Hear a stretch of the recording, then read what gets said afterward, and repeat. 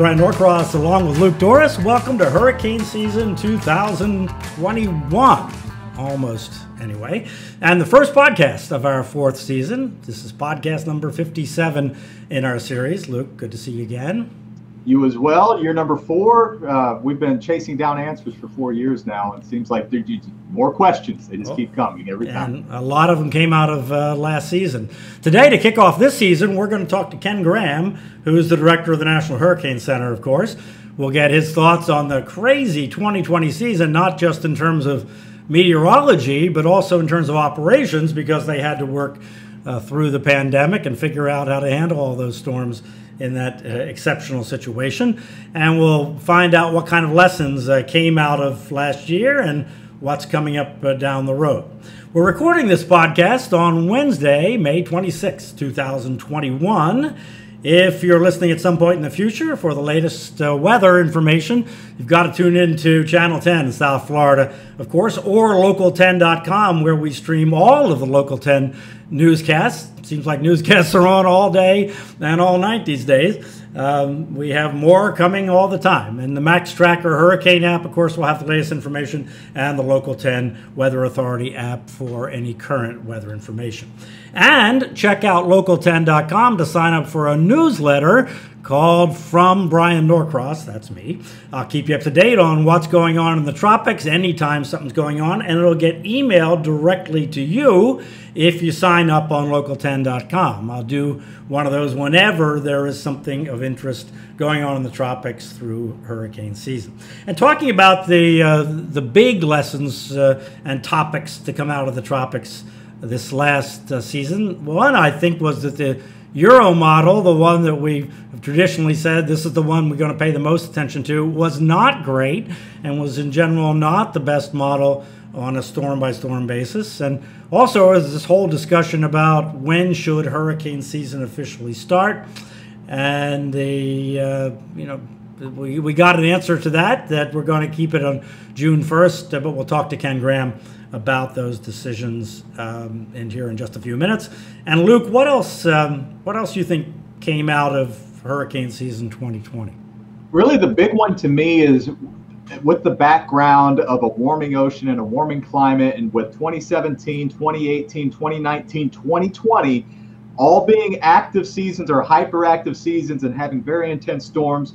Is this just the way that it is now, or will we come out of this phase eventually? I think that's something that we have to look back and see if maybe we can get some answers on. Yeah, well, that's a big discussion that came out of 2020. And although people had talked about it previously, Kerry Emanuel out of MIT talked about this and other people, but Michael Mann, who is Dr. Michael Mann from Penn State, who's the climate best known as a climate voice, a very strong voice in the climate change discussion.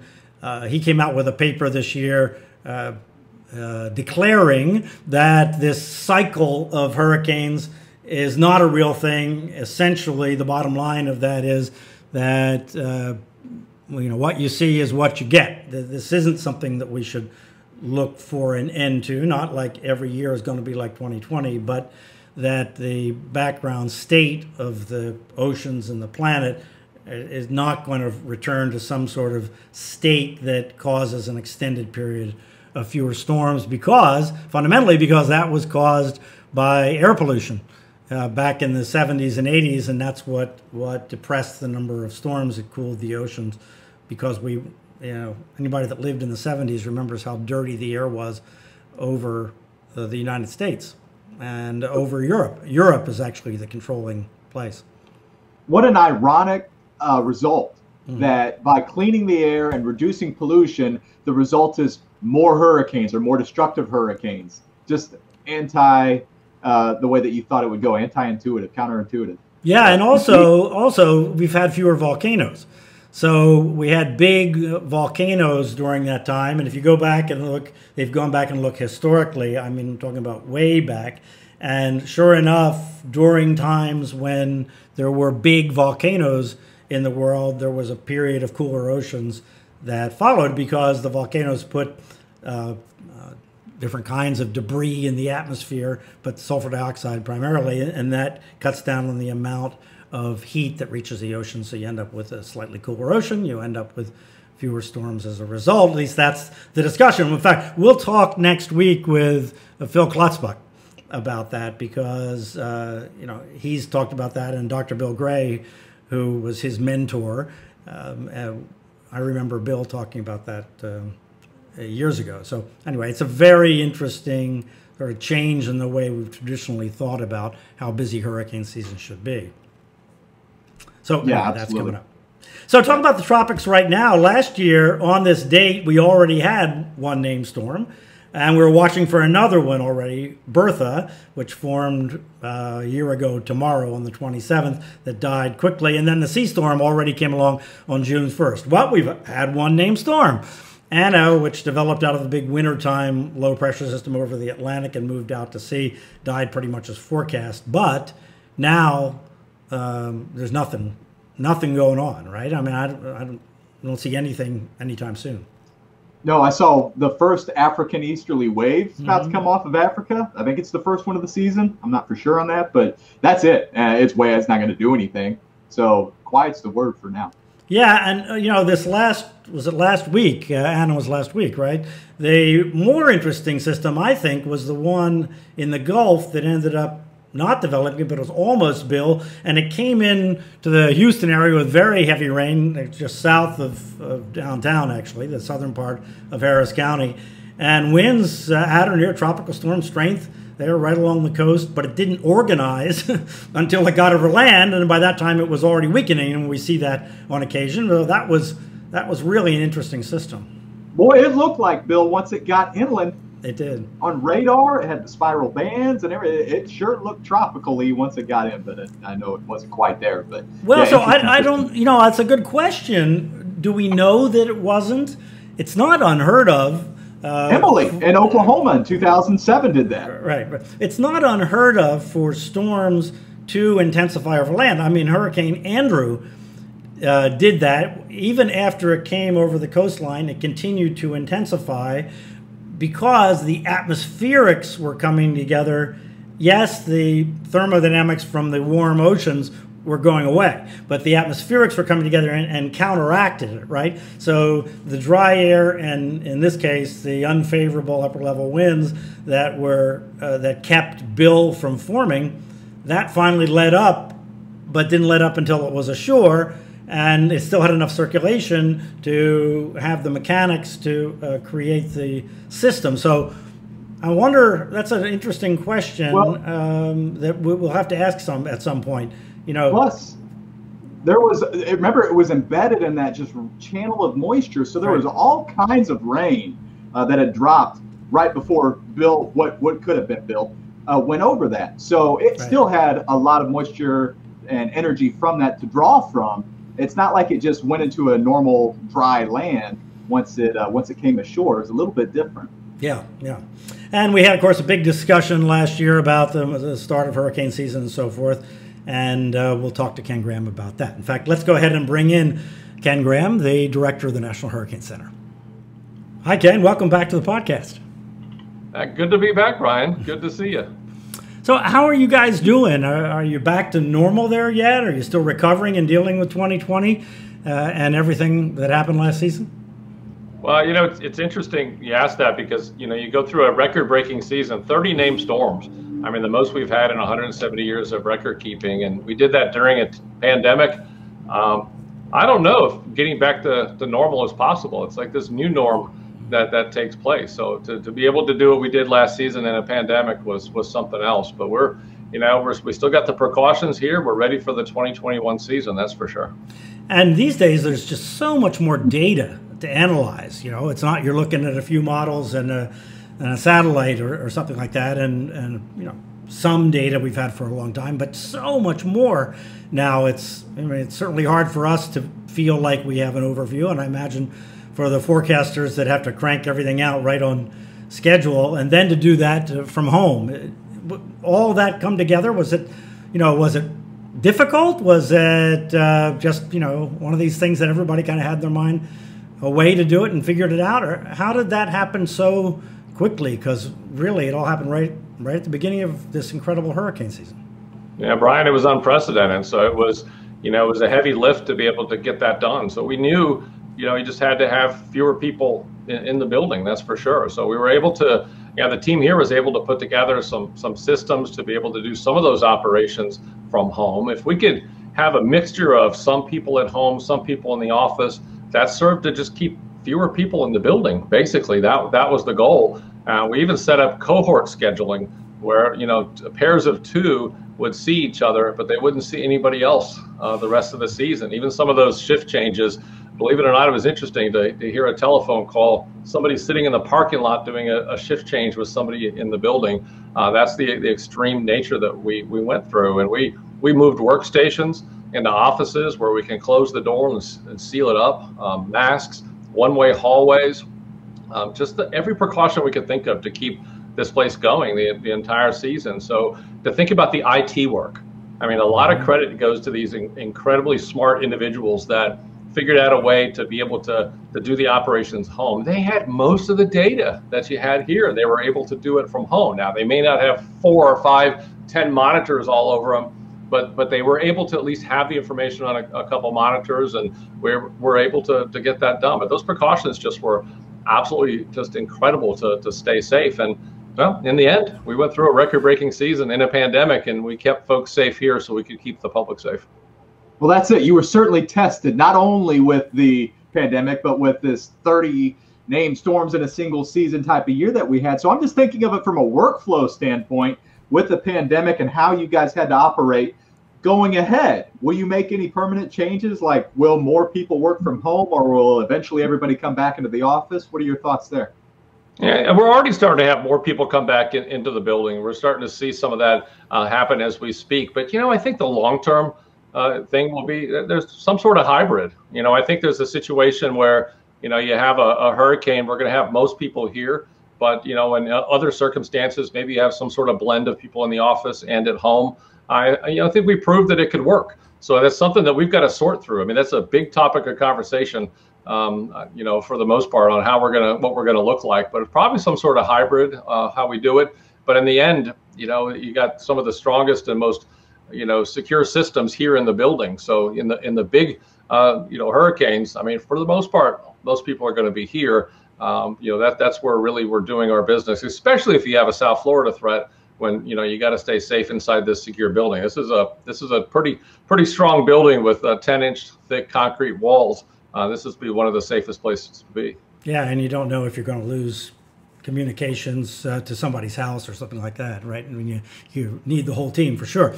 So we talked a lot about last year, and then again this year, about the question of when does the hurricane season officially start, and a decision was made to keep it on June 1st, except that you started producing the tropical weather outlooks, the kind of tropics overview bulletins every 6 hours beginning on the 15th of May. What was the thought process behind that final decision? Well, the final decision, Cam, we knew we needed to do something different with the outlooks, because, I mean, the way it's been at the time, 6 years in a row, that we had a season, a system before June 1st, and now, of course, 7. And I think it's a better service for everyone to expect when those outlooks will be coming out. Otherwise, we were issuing special outlooks. Who's on shift? Who's going to come in? And on the other end, the emergency managers or media. Yes, us. Trust me. Yeah. Are they going to get an outlook? You're not going to get an outlook. What are they doing? Exactly. That's not good service, Brian. So that was the easy part. It's like we were already doing that outlook on May 15th for the Pacific. Just add the Atlantic. We're already here, type of thing. So that part was easy to do that. Now the season, what to do there? There's, we can do it. I mean, I could bring that to the World Meteorological Organization, Region 4, the Hurricane Committee. That's where that decision will be made. There's 28 countries, and I'm the chair of that committee. So similar to the Greek alphabet names, and not using those into the future, I could bring that proposal, but I need to have some data first, because there really are some good parts of it, and there's other parts we have to think about from a social science perspective, because the earlier we start, you're getting pretty far from the peak of the season. I mean, so we're going to do, a significant amount of preparedness, and then, a regular season, not last year, you have a slight lull in June, and July, and then you really pick up with the most dangerous storms. You're getting pretty far away from the most dangerous part of the hurricane season. So, I mean, that's one thing to consider. The other part is, if it's May 15th, Brian, we're going to be starting in March, getting ready for the season, and we're at the same time we're trying to get this country prepared for tornadoes. So now we're doing a lot of hurricane preparedness when we still have significant amount of severe weather season to go. So there are some pluses and some minuses, to be honest, and most of those storms before June 1st, they're subtropical. I mean, you could definitely have some impacts. I definitely get that. But do we really want to do this for those? So we have got a team put together. They're going to look at the feasibility, the climatology. They're going to look at the social science part of it. And if it's something we want to do, we'll throw it into the committee, that World Meteorological Organization committee, and see what the other countries think. But in the end, it would be a vote. The 28 countries, as a chair, I don't get to vote. But Dan Brown, our awarding coordination meteorologist, has the United States vote. But we would vote on it and see what happens. Is anybody really confused if a storm pops up in May? It doesn't feel like we have any kind of big confusion over that, right? I mean, storms can happen any time of the year. Storms in general can happen any time of the year. Yeah, and you have tornadoes. You have significant severe weather events outside the traditional season as well. So it's not the hurricane program's not alone in this phenomenon. So, but we hear it. There's an incredible amount of public interest on when that season starts. And I would think, after doing, Brian, we've probably done 150, 200 type of interviews and presentations. I would venture to say that was the number one question going into this season, was, when are we going to do this earlier or not? It's interesting how much interest there is in it. Right. Yeah, and with the prep part of it, if you're at all like my family, where we have the peanut butter set aside for hurricane season as we prepare, enough time goes by, your peanut butter supply runs low, I'll sweep into that, and then maybe I'll add to it later. I'll put a little bit of that generator gas into my lawnmower, and then you're not really prepared whenever the time comes, or you could get caught off guard. But as far as prep goes, we and you and pretty much everybody else encourage people to stock up on hurricane supplies at the start of the season, like now. And a lot of energy goes into that. We are about to do our hurricane special. It's coming out at the end of the month. But do we know if people really do that? Or do you think people are more likely to do it once they see a storm coming? I think the answer to that question is, once we see a storm coming, you look at the lines. So you see the lines at of course, gasoline is maybe a different topic here, but you see the lines at the grocery store. You see some significant lines getting ready. So I think that answers part of the question. I think there's a lot of folks that get some of that stuff ready, but there's many that wait for that storm, and that's significant because you see the long lines. So we really like to talk about, when we talk about preparing early, one of the things that we can talk about is, do you really want to stand in that mess? At home we have a box in the garage, and just slowly, we don't go buy, let's fill our hurricane kit. It's it's like, if you buy one thing of peanut butter, let's buy the second one to put in there, or things of that nature that are non-perishable, that can sit in the hurricane box. So we just do it slowly, and you keep everything there, and it's ready to go. We really try to avoid that rush, because why be so stressed? So I think it's a mixture, but the long lines point to a significant amount of people probably do wait. So let's get ready now. Let's start building that kit and have it ready to go. Yeah, and when storms really start happening, even if they don't come here, I think that does it too. Let's talk about last hurricane season in the tropics. From a broad standpoint, why was the season so active? What factors came together to make that happen? Right. It was all the factors that aid in developing these systems all came together. I mean, the obvious ones, the oceans are warm. And that's not just the amount of storms. We saw 9 tropical cyclones that rapidly intensify. That's interesting to me. 9 of them. That's a little scary. Yeah. I thought so. It's like, regroup here a second, because that's just an incredible stat. Yeah. So and the problem with that is not just rapidly intensifying. A lot of that took place near the coast. Right. Some of the systems were continuing to intensify all the way in. So it's really interesting. So the ocean temperatures were there. We had times. This is an interesting thing that I reflect on. You go back to Isaias, and you remember how much shear we had. The whole storm was look at the camera to make sure I can do this. It was tilted because of the upper shear. Every time the shear weakened, that storm intensified. Yeah, right. Everything was just ready to go, and a little bit of shear would just keep it at bay, but it didn't stop it. So the ocean temperatures, the shear profile, you look at the number of monsoonal storms coming off of Africa. Remember those? Just launching them into the Atlantic and into a region that they could develop. But the other part is, this is kind of I guess it's not a pet peeve, but it's an important topic of mine, is the hurricane, they don't care about anybody's timeline. And you think about how many formed and really didn't get their act together until there was about 3 days left to get ready. That's something we have to think about, because we do these exercises that, assume there's 7 days notice, assume there's 10 days notice. Not every hurricane's Florence, where, you go all the way across the Atlantic and see it. They're Michaels. They're the ones that go across the Yucatan and get into the Gulf. It's like, what's going to be left? Right. Going over land, what's going to be left? So there's those type of things, and not every storm's Laura, where it was fairly consistent in the forecast. There's the Marcos and the Sallies that were incredibly difficult to forecast, because I remember the hurricane hunters going into the storm, and with Sally, the actual center of the storm was jumping. There were times there were multiple centers, so a small 10-15 mile jump in that center would shift that forecast, and 2 days later, 40 or 50 miles. And as a result, that's tough to get ready for in those situations. So everything came together really to continue this season so long. But think about this, right? Usually usually you get a lot of storms in October. I give you that. And that's usually by it. middle of October. Yeah. I know. You usually say, okay, we're in pretty good shape.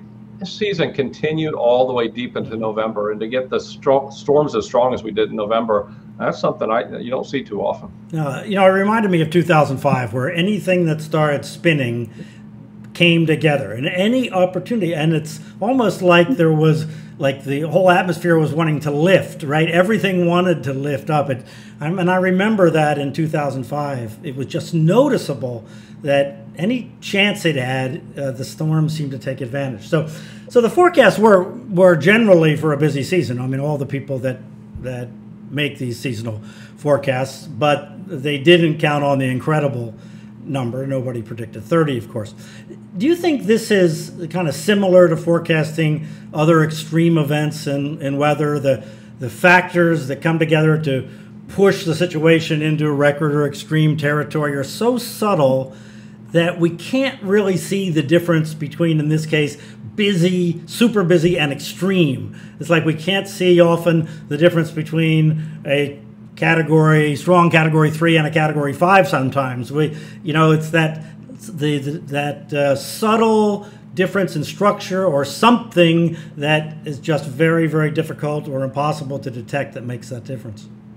Yeah, and it is, and it's a matter of scale, right? So when you get to the hurricane scale, it's those subtle things. Most we understand, right? The sheer vertically stacked type storm, the things that come together to make a strong storm. But there's other factors. What makes a storm rapidly intensify, like some of the things that we saw this year, and what has to come together to make that happen so many times? So there's still some things we understand quite a bit. We've cut our errors in half over the last couple of decades, so we're on the right track. But there's still some science here that still needs to be uncovered, and why that happens. So you take those uncertainties in the storm scale, and now from a global scale, in general, we know what goes into it. Warm oceans, weak shear, right? That's a positive for development. A strong African monsoon. You put those things together. You think about so in general we could say, yeah, it's going to be greater than average or average. I mean, we have those techniques, but what makes it hyperactive? And so there's still some parameters there that I think still could be uncovered, because who would have predicted 30 storms? Right. Nobody did. No, there's no way. And so what makes that happen? There's still some things to uncover. And even those global scales, when they come together, there may be some smaller scales items that we're still need to uncover. And we do a pretty good job, but there's still some science to be uncovered to figure this stuff out. So Ken, in the post-analysis reports for each storm, the forecast difficulty for that storm, it's listed. So some situations, they're just harder to forecast, just the way it is. But looking at the season overall, how do you rate it in terms of forecast difficulty? And also, how did the official National Hurricane Center forecast do compared to average errors? Yeah, we looked at that once again, and you know, you look at one thing to remember. This kind of brings up the topic of, I'll use, Sally and Laura for good example. So overall, we once again beat any individual model. I mean, there's storms that are closer than others with the verification. We did better on some, and some were more difficult, and so that you're going to have that every single. So overall, the whole season we did better than the models, and we had a great season once again with those forecasts. But here's the difference. Here's the subtlety that we have to talk about. You look at historically, the stronger the storm, the more the intensity, the better our track. And if you have a storm that's in genesis phase, just starting, or a weak storm that's moving slow and the center's bouncing around, our verification scores aren't as good. So it's one of these things. How do we portray the confidence in those two different situations? You look at the LoRa forecast; they're all so consistent. And if you're an emergency manager, you like that. You like that consistency because you can make a decision. You're not bouncing around. But in LoRa, the models were trending to the west. There were models trending to the west of our forecast, and that was putting Houston in play. That was putting more of Texas in play. And so there was deterministic models looking at one track. They're available to everybody. They see them. There was a lot of worry seeing a line or two going that direction. So we trying to educate more and more and understand how we do that. We're not looking at those deterministic models. It's one solution. Within each one of those models, we have ensembles. So multiple solutions in each one of those models. So I don't know how many, in the end, you're looking at 40, 50 different solutions. We're blending those together. We can weight those based on how well they initialize. If it didn't initialize well, then you're probably gonna have problems downstream. And in the end, the NHC forecast still beats any individual model every single time. So that's why we say the official forecast is the one to keep looking at. So you think about, what if we started pushing that forecast and jumping around because of the model? Houston might have evacuated. So we in a COVID environment, especially in a pandemic, we take very serious evacuating those that need to evacuate, unsurvivable. The Louisiana situation, 100% evacuation compliance, and nobody died in the storm surge despite a measurement of 17.1 feet of storm surge, which is just staggering. But able to prevent others from evacuating, and people lose their lives in those evacuations. And evacuation is a dangerous thing. People on the roads, you got sheltering, you got COVID. It was a very difficult year for that. So I think I answered your question. I went all sorts of different places, but that's okay. But yeah, that's what we look at. Multiple models. You can't look at one track. Yeah, you did, and you hit on a number of questions that I'll have that we'll circle back to, especially with LoRa. But with the models, the one thing that always comes to the surface is the European. The European seems to be the gold standard. It's the vaunted model, and it had a hard time last year, or at least it seemed to. Do you agree with that? And I mean, how did the models do overall? We already know that the Hurricane Center forecasts beat them, as they do every year, which is the skill to the Hurricane Center forecasters. But the Europeans seem to have a rough year.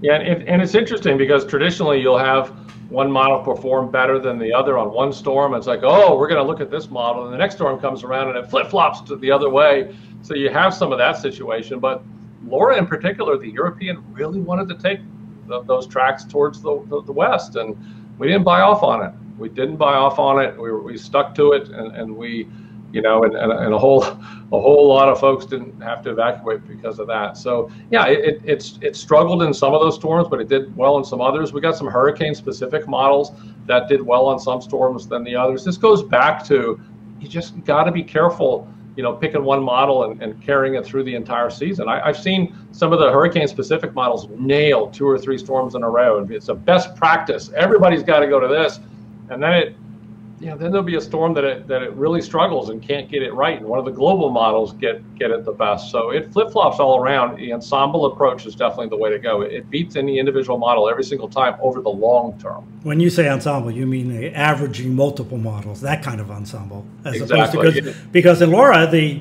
European-only ensembles, the variety of European models, they were all to the west too. I mean, it was a scary moment there. I was feeling it, for you guys, having to make forecasts. Oh, we were too. You couldn't sleep because there's a lot of people, in that part of the country. So, but when you look at those ensembles, you put the GFS, the American model ensembles, all the other hurricane-specific models, you put all those on there, and pretty soon it keeps our forecast where it was. Mm-hmm. And that's why looking at one, you could get a solution that may not come true in the end, but if you blend them all together, it's always going to be closer that way. Not just the ensemble in one model, but the ensembles of all the models, blending those usually ends up being a pretty good solution. Yeah, I think a giant lesson of 2020 is quit looking at one model.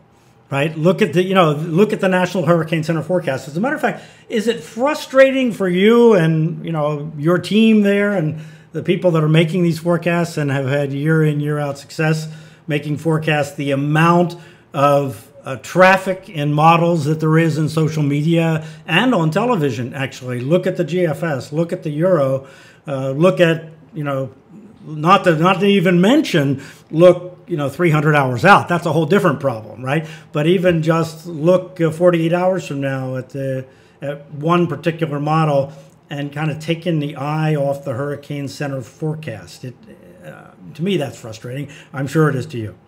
It is. I mean, the issue is, look, you get phone calls in the middle of these. I get a phone call. I won't say from where. It doesn't matter. You get a phone call and it says, did you see the latest European model?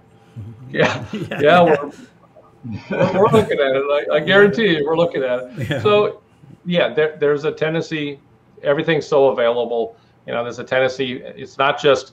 I just remember the old days. Everybody's sitting in front of you go back to the old days with the old computers in the Weather Service. Even now, we all sit right by the computer as each different new model forecast comes out. It's line by line. It's coming out. And you're like, there it is. You follow. I wrote a book about that, Ken. Hurricane Andrew is standing over the DieFax machine. What went? But it was us. It was the meteorologists. We were doing that. And what's happening now is a lot of people are. There's a lot of weather enthusiasts. So everybody's waiting for the latest one. So you're going to have some of that. But we just got to keep educating. Be careful using that one model. They got to understand, what the Hurricane Center's forecast is beating those every time. It's good to look at them, right? You're looking at the problem we have is this, is what happens is if you have, let's just say you have 3 or 4 different forecast tracks. One of them might be just ours, right? Mm-hmm. There's the Hurricane Center. Here's this model. Here's this one. You look at all of them. There's a human tendency. It's a psychological thing. You're going to pick the line that best fits your personality type. It's real, and it's one of these that if you're we're going to get hit. There it is. I don't know what that is, but that line comes here and it influences decisions. And if you're a different type of person, we call it more positive. I don't know. You say, well, I know all 3 of these lines are coming my way, but I like that other one. It takes it over to another place. I want to bank everything on that. The problem becomes we start making decisions on that, and really the decisions have to be made on the official forecast, which we coordinate with emergency managers. We talk to the media. We're all on the same page, and you got to listen to those local officials because they're paying attention to our forecast.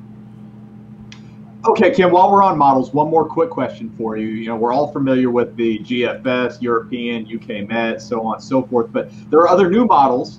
The big one, or one big one, is NOAA's HCCA consensus model. This is the one that smartly, it's the one that the forecasters write about in the National Hurricane Center discussions. Is that one and other more recently developed track and intensity models, are they going to be distributed at some point? I think like all of them. I mean, I go back to, a journey forecaster in New Orleans, and to see all the models in one image We used to have to go to a Navy system on this brand new thing called the internet back in the late 90s. And we had to enter a password into there just to see what we call the spaghetti plots now. It was all behind the scenes. You enter the password in there, you look at it, it's like, wow, all the models in one place.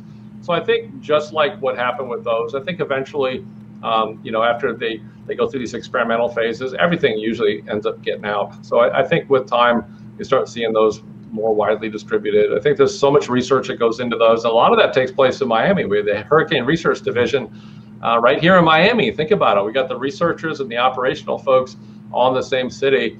And a little bit of cool thing that I haven't talked about too much publicly yet, we're converting, and you all know we have the library here at NAC, and we're going to convert that into basically a test bed. Really excited about it. It's a partnership with HRD. It's a partnership with the multiple NOAA line offices and eventually beyond. We're going to get the research meteorologists back really close to the operational meteorologists. So we're going to try to turn around that research to operations a lot quicker. I'm super excited about that. So when you say a test bed, where the library is there at the NAC, you're saying you're going to make that a lab, essentially. Yeah. Is that what you're saying? Yeah, excited about it. Yep. Yeah, fantastic. And, it's going to start off with the research meteorologists and, of course, with our operational folks, but we're going to grow it to have social scientists and have media experience the hurricane from here and see how it works. We really have some pretty big visions for it. Super, super excited about it. We're gonna make that happen. So definitely, I haven't talked about it much publicly, but I would love to brainstorm with you on this vision. Yeah, I haven't been in that library a long time because a lot of it has been digitized now, so that now we get it on the internet. So talking about the development of models, I think it's accurate to say that track forecasts have improved dramatically, although the improvement is kind of leveling off here over the last several years if you look at all the averages, although individual storms are much better. But if you look at intensity forecasts and discount rapidly intensifying ones, which of course you can't totally do, but if you do take those out of the equation, they're getting better as well as I read the data.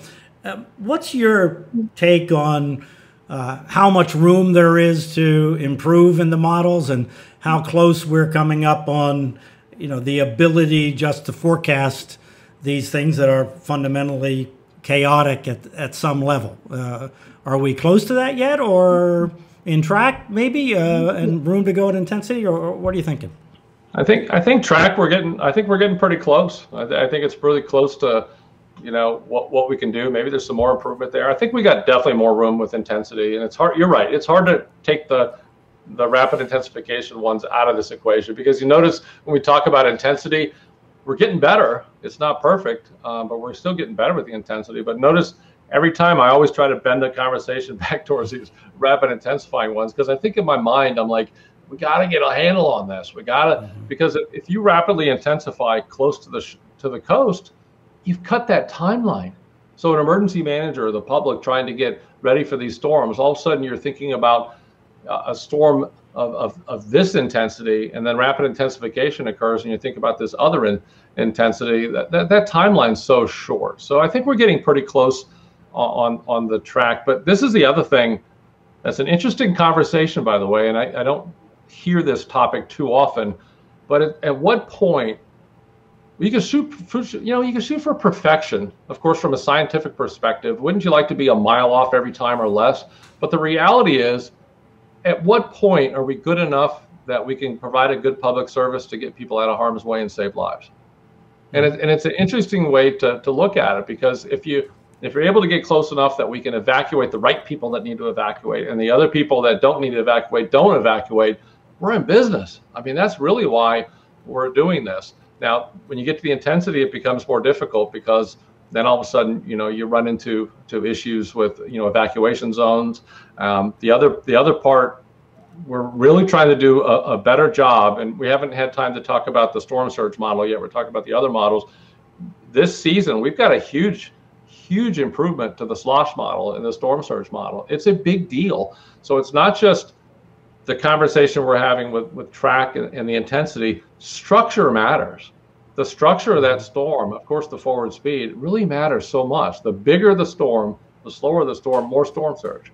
So we're going to get the structure of the storm better into the storm surge model. And I think we're going to get a better storm surge forecast. But here's what I'm excited about. The number one request we get from emergency managers, we want more time. We want a 6-day. We want a 7-day. We want you to go further out in time. And it's not as simple as I kind of got the job coming in here going, I was going to push. Let's get to 7 days. Why don't we do a 7-day forecast till you start seeing some storms 500 to 1,000 miles with error? What do you do with that? How do you portray that and not let certain areas off the hook like we would have in Florence? So I think structure is the other part we can do better on. So anyway, long answer to your question. We're getting better with the track. We have work to do with intensity. I think we really need to do better with the anticipated and forecast structure. And we got to get the forward speed correct because that can highly influence the rainfall rates and the storm surge. And I think that along those lines, you talk about it a lot, I talk about it a lot. The most dangerous example that we have in hurricanes is that the strongest hurricanes that we have in record that have hit the United States all developed really quickly near the coast and did not have long lives, right? That's really the scariest thing about hurricane stats, I think. I think last season we put that together, and it was scary. It was frightening putting it together. So we put together looking at the Category 5 storms that hit the United States, just the continental United States, and wow, only been 4. You know, you think about those storms. I mean, you know, definitely several impacting Florida. But you know, it's interesting. Out of those 4, every one of those was a tropical storm 3 days prior. That's goosebumps. I mean, that means these giant monsters, including Michael, right? Camille, or you look at Andrew, you look at these Cat 5 storms. 3 days prior, you're looking at a tropical storm. How do you get people fired up for that? How do you get people prepared for that when they literally have 3 days notice for a Category 5? That's why hurricanes just flat don't care about our timelines. And I've given so many talks, and I gave, you know, internationally and domestic, and I always include that portion in there that, man, you work your 7-day plan. You work the same 7-day plan, 10-day plan every year. You're pretty comfortable. I've sat in those exercises, Brian, and everybody's comfortable. We did good. We're ready. I'm really encouraging, and we have to spread the word that you have to work those exercises, that 7 to 10-day plan, work it in 3 days. Right? Work all the things you have 7 to 10 days to do. Now compress it to do all those things in 3 days. Break your plan. Really got to break your plan and rethink how we do it, because not every storm is going to give you that notice. Yeah, those storms were tropical storms 3 days out, but even, you know, then you probably wouldn't forecast the Cat 5 explicitly at that point. That's what they ended up being, but, you know, you might have 2 days to prepare for something that is that high end. You know, it's just difficult to say. But let's talk about a couple specific storms, Ken. Sally, this was a confounding one. It developed right off South Florida. We worked it. I remember it. It was somewhat unexpected. Then once it was in the Gulf, the models and the National Hurricane Center forecast, they aimed it towards southeast Louisiana, but it ended up further east. The Western Florida Panhandle, they got a hurricane warning without ever getting a hurricane watch. Do we know why this one was so difficult? Was it simply just because it was slow moving, or do you think there were other factors at play? That storm was so unique. I just know there's going to be so much research on Sally, and it was one of those things that it was moving so slow.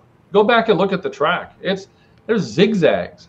The center of that thing zigzagged around, and the issue is the hurricane hunters would get in there and they would say, well, it looks like we have another low developing. It looks like the center's reforming towards the northeast. So every time you get that 5-mile or 10-mile change, it was the whole center moving so slow. You had multiple lows in there, and you'd have a new center formed to the northeast. Even if it's 5 or 10 miles, that's 30 miles on the coast.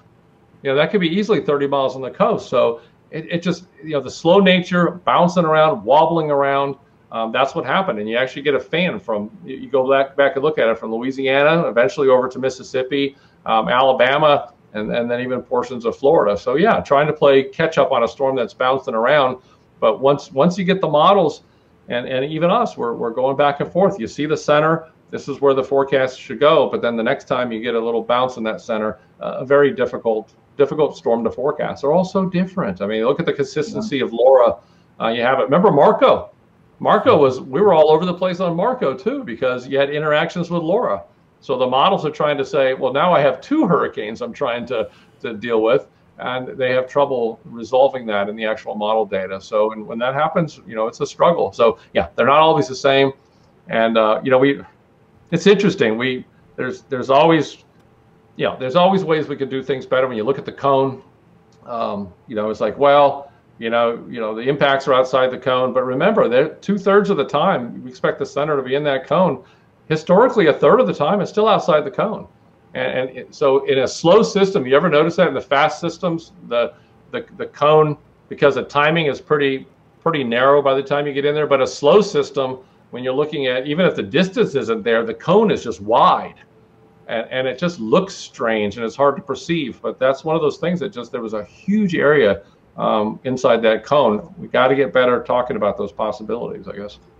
Harvey was the greatest example of the biggest cone I've ever seen in my life. I mean, it's just, they're all the same size, but just how it looked like one big circle. But I guess, Sally's another case where it's kind of proof that even with all the advances in hurricane forecasting that we have, there's still these fringe cases that can surprise us. You're still going to have difficult forecasts, and storms aren't really over till they're over. Brian and I were talking before the podcast a little bit about Laura, and Laura keeps coming up. Brian, what were your thoughts on, I think you had a question for Ken. Well, yeah, Laura. So it really is, as you talked about, Ken, it was an amazing, gutsy forecast. I mean, I take my hat off to the forecasters and you guys all that made the decisions and worked that. But I just have to feel like after the fact, like right after the storm came ashore and it missed the opening of the waterway that would have taken the storm surge all the way up to Lake Charles by a handful of miles, that there was this Monday morning quarterbacking that turned out to, throw incomplete passes in the end because they were all wrong. But were you just really kind of shocked and disappointed that people that should have known better, I mean, skilled meteorologists were on social media so quickly saying that it was over forecast, it was overhyped, it was this, it was that. I mean, I was very disappointed in our profession during that time. Yeah, I imagine. What an incredible forecast. And yeah, I mean, we were reflecting on it, thinking, wow, I mean, we didn't sleep for days, right? We were up for 2 or 3 days with no sleep, and then we were, the great forecast. We knew we saved lives, and then we saw all that too, and it was pretty shocking. And I think in the end, the truth always comes out that it was a good forecast. So I think what we're trying to do is counter that with some science and education. So I don't know if you've seen the map. If you don't have it, I'll send it to you. We made a map of Hurricane Laura 20 miles to the west. Yeah, I saw it. I don't know if you've seen it. I saw it, yeah. So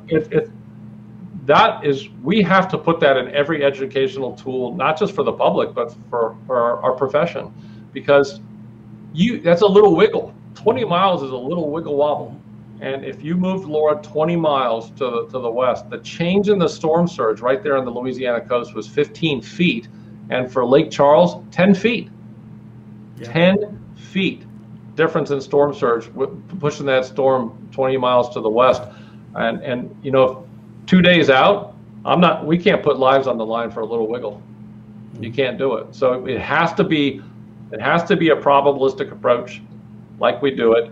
And the goal here is what? It's to get people out. The goal here is the ones that need to evacuate got to be out, or they're going to lose their lives. In this case, an unsurvivable amount of storm surge, and that's not a word we take lightly. That's rare if ever have we used that. And so if you think about that situation, so yeah, it's one of those things that we have to understand why we don't use a deterministic method in our profession. Lives are on the line. You have to use uncertainty. You have to use probabilistic ways to do it. And it's going to be overdone in the end. But 2 days prior, it's the right thing to do because the goal is to get people out. We can't risk lives on a little wiggle. Can't do it. Ken, let me ask you about that word. That was something that caught a lot of headlines when the National Hurricane Center chose to put in unsurvivable to describe the storm surge. That's something everybody can understand, the 10, 15 feet, unsurvivable. it covers all bases. And we had a Cat 4, 150-mile-per-hour storm heading toward Louisiana. And in the end, there were no deaths related to storm surge with that storm. It seems that the residents heeded the warning. And it reminded me of the recently, I think it's been a few years, but recently implemented National Weather Service terms for tornadoes, which are possible, considerable damage, catastrophic damage, something like that from the plain states that you would see is now being put into some of the Hurricane Center advisories for description. So do you have a sense of how much impact words like that have on getting people to take action? And is this a tactic that you think will be used on other high-end landfalls? Yeah, words matter. They really do. And you look at it, that's why, I mentioned, I'm not sure there's a single media interview or a podcast that we've done together that I don't throw and insert social science somewhere in the conversation. But it is. I mean, you can have a perfect forecast. If it's not actionable and understood, there's still a failure in the process. So you have to be able to connect that with words that matter. And in this case, the backstory here is when you come out with putting out a 15 to 20 foot storm surge forecast, it was hard to read that on air. You get goosebumps. I mean, we all know what that is. And until you look up a light pole or the side of a building, that's when the word unsurvivable comes to mind. You can't survive it. And it's not just this gentle rise of water. In Laura, that was a violent rise in the water that took houses off their foundation. So when we were, leading up to landfall and getting some indication that not everybody was out of there, that sprung a lot of emotion here. And talking to the emergency managers and the state of Louisiana, we were talking about how do we, thinking about ways to make sure everyone's out of there. And that's when the unsurvivable word, we came up with it. Jamie Rome, our storm surge unit, Mike Brennan, and the HSU, the hurricane specialist, we all, talked about it. Unsurvivable came about. Here's what happened. So in the post-analysis, talking with the state of Louisiana and the state director, which was on one of our all-hands calls, talking to the staff, he said the word really helped get the stragglers out, and especially helped those with special needs get out of there. In the end, what we were told, there was 100% evacuation compliance in those areas leading up to Laura. And as a result, with nobody there, there's nobody to hurt. And that's what happened. And so you think about it, no fatalities in Hurricane Laura from that storm surge. But I will say, I have to put this in here because we need some help. We lost more people from carbon monoxide poisoning than we did storm surge. And that's the case since 2017. You look back at 14 hurricane landfalls. We've had some big ones since 2017. We've lost more people in carbon monoxide than we have storm surge. So I think we're making a difference with the storm surge. We got to keep communicating these indirect fatalities when it comes to carbon monoxide, generator use, safety after the storm. So that's the backstory on it. It's a success story, but please realize that you can't use that word every time. If we're going to use unsurvivable, it truly needs to mean it's unsurvivable. Yeah, the special needs people too. It's hard for them to evacuate, especially in Louisiana down there where they have to go a long distance. It's difficult. Ken, I know you have to go, so we're going to let you take off. I want to give you our congratulations on a great season in spite of everything, including all the steps that had to be taken behind the scenes. So best to you and your team. And of course, we'll be in close touch with you here all season long. Okay, sounds good. Thanks for getting the word out and doing podcasts like this, because unless we get the word out, then we lose that ability to educate the public. So thanks for what you all do. All right, Ken. Thanks very much. Wow, that was quite a season at the National Hurricane Center. Last March, so March of 2020, was when we first kind of figured out early in March that the year could be a problem from a broadcasting standpoint, from an operational standpoint at the Hurricane Center. And all of us kind of sprung into action to try and figure out how we were going to do our TV jobs or do our forecasting jobs or everything else. And it really is amazing that at the Hurricane Center, they had to do that just like we all did. But then they had this unbelievable system dumped on top of them. Yeah. What a confluence, right? And you raised a good point that I hadn't considered before, Brian, and that is, yeah, you can work from home and you could forecast from home and issue warnings, I'm sure, or watches and stuff like that from home. But if there were a storm that were heading towards South Florida, that wouldn't have worked last year with home because you would have lost communication. I mean, you lose your internet, you can't do the job. You need to be at the Hurricane Center to do that. Thankfully, that didn't happen. But it was certainly a remarkable year that tested everybody, but especially the Hurricane Center. Yeah, in Irma in South Florida, I mean, essentially it was a tropical storm. It was a really annoying tropical storm because the wind blew for so long, but it was essentially a tropical storm in terms of wind intensity. And a lot of people lost their communications and their internet and whatnot. I don't know what percentage of the community did. A lot of people lost power. So that's a tropical storm, right? Mm-hmm. So, you know, when it comes to operating the National Hurricane Center, they can't take a chance on that. So any kind of a system coming towards South Florida, they have to do something different. And you know, who would have thought that we would have 30 named storms and not have South Florida involved in, you know, actually having a real threat? Crazy. Yeah, almost out of sheer luck. You know, if that orientation of the high pressure that steered everything was going toward the Gulf. The Gulf was the target. Right. Or up the East Coast, as it turned out. Yeah, and if that high had been oriented or slightly weaker or just in a different position, then that could have easily been Florida. So it was just the way that the geometry of it all worked out. But nobody would have guessed that 30 named storms and Florida doesn't see anything other than, you know, Isaias in a close call, and, you know, Sally. We had Sally. In the Panhandle, yeah, there were more threats in the Panhandle and Sally, of course. But what Ken was talking about, I mean, it's worth reiterating for a South Florida audience. If you compare two memorable storms, one being Irma, the other being Andrew, there are a lot of differences, right? They are about as completely different as you can imagine. But to me, the most fundamental difference is that Irma we watched for 10 days, or I don't even remember how long it was. It seemed like forever, right? Easy a week or 8 or 9 days.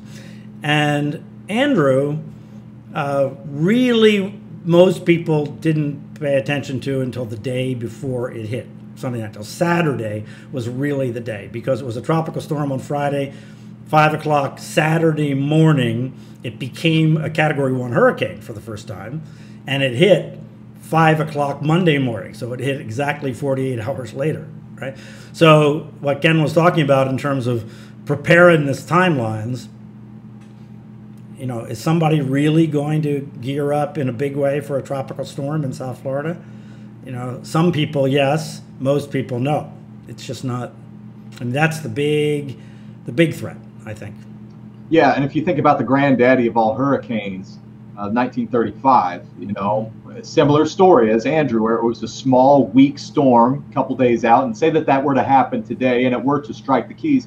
The Keys, that's a 36-hour evacuation, you know, to get everybody out of that 2-lane highway to get the people out. And that's another concern that I would have too. I mean, the concern goes all over, but especially in South Florida and especially in the Keys with that kind of restriction that they have as far as the traffic flow. Yeah, for Southeast Florida, I mean, you know, this is a massive problem in the Tampa Bay area and Southwest Florida. In Southeast Florida, we're in a little better shape in some ways because if people that live on the Barrier Island only have to go across the causeway to high ground. You know, high ground is nearby. In the Keys, high ground is a long way away, like you said, as it is for people that live out on St. Petersburg Beach or in Southwest Florida, in the low-lying parts of Southwest Florida. You know, getting to high ground is a schlep. It's just a long way, so it's a big difference. We talked about earlier the issue of, you know, are we going to get back to having fewer storms? That oscillation, that up and down nature, is called the AMO, or the Atlantic Multidecadal Oscillation. It's very interesting. I mentioned Bill Gray, who used to talk about, you know, how the AMO was going to mean that we were going to have a lot more storms. And when I say he used to talk about in the 80s and early 90s, and he used to say that Florida is a sore thumb sticking out into Hurricane Alley, and then in 1995, kind of almost on schedule, on Bill's schedule, it kicked back into being busy, and it's kind of been busy ever since, with a little lull here and there. But he talked about how that you can measure the saltiness of the Gulf Stream, and the saltier it is, the faster it sinks in the North Atlantic when it gets cold, that the faster the cold water sinks. So you look at that, and you can use that as a proxy for how warm the ocean is going to be. The Gulf Stream moves faster, and then it moves slower, faster, slower, and you get the Atlantic water temperatures oscillating in a similar way, and that changes the number of storms. But now there are all these questions about, I mentioned earlier, about pollution in the 70s and 80s and other factors, and it's going to be really interesting to see how all that kind of sorts out, and how what the scientific research is on that. And we'll ask a lot of folks this season, I think, about that. Yeah, until last year, I think that you had questioned this or brought up the question of the AMO. I was always taught it was pretty much just understood. It was just the way it is. We have this measured oscillation that happens over 20 to 40 years, something like that. And then whenever you brought up the question, I thought, I never realized that this was something that we could prod at. But what's interesting to me, and correct me if I'm wrong, Brian, is the man that coined the term, or so-called discovered or described the AMO, is also the same person that's saying no longer, and that's Michael Mann. Is that correct? That's right. Well, he came up with the term AMO, and he and other researchers have talked about it. Like I said, Kerry Emanuel also cast doubts on the conventional thinking that it was a more complex thing having to do with pollution coming off of Europe during that time. So we talk about the Clean Air Act being kind of the end of it, but it actually, when you think about the way the air flows over the ocean from Europe over the ocean. It doesn't flow from the United States over the tropics, right? It comes the other way. Right. So, so it has been talked about off and on, but the question is, when you really get down to examining it, is it all related to the atmosphere, or is there an ocean component related as well, and how do they interact? We have a couple people coming up, notably next week. Dr. Phil Klotzbach will be here on the day that he issues his new seasonal forecast. And we have a scientist from the University of Miami, Dr. Amy Clement, who's done a lot of work on the AMO. So anyway, we'll have lots of folks to talk about this season about that. It's certainly is interesting, since we're all kind of sitting around in South Florida kind of wondering, when was this cycle going to end? And now if they're saying it's not going to end, that, okay, you don't have to think about that anymore. It's kind of annoying. I think a lot of us would like to think that maybe it will end. Yeah, exactly. Well, it won't be the same every year. That you can bet on. Okay, so next week it's Dr. Phil Klotzbach. That'll be Thursday, June the 4th, the day his and his forecasting partner, Dr. Michael Bell's Colorado State University forecast is released. So be sure you make a note to join us then, and be sure you subscribe to this podcast, the Brian Norcross podcast, on your Apple or Android apps, and you'll get notified whenever a new podcast is ready this hurricane season. So until then, for Luke Doris, I'm Brian Norcross. Stay safe, be well, get vaccinated, and we'll see you here next week.